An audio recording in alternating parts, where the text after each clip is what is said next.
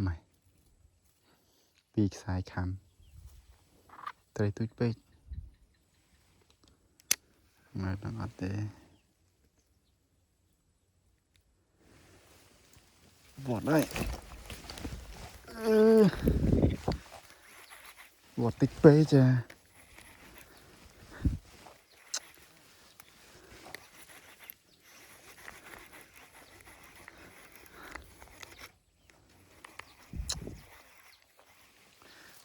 bắt từ hơi vọt tích bê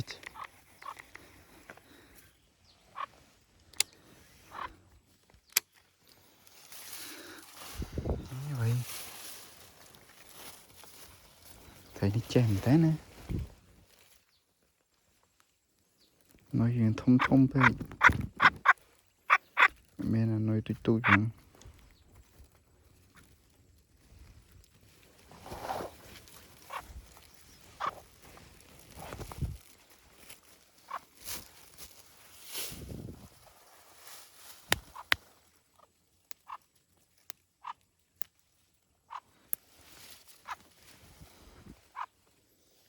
ta mê thế má lên khăm ấy chửi một đánh một về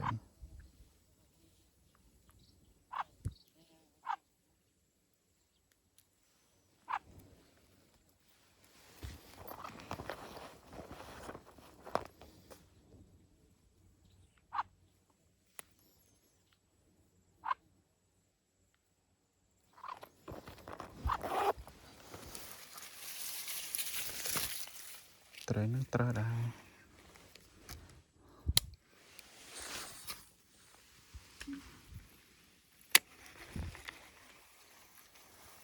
khăm tiếng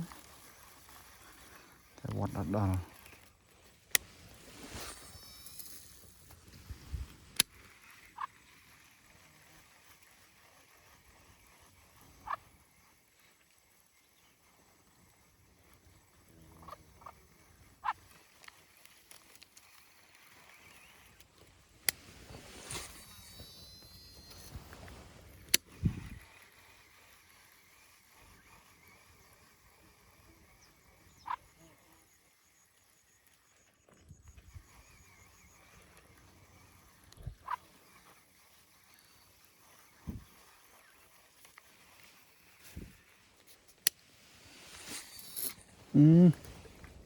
pra cái lăng page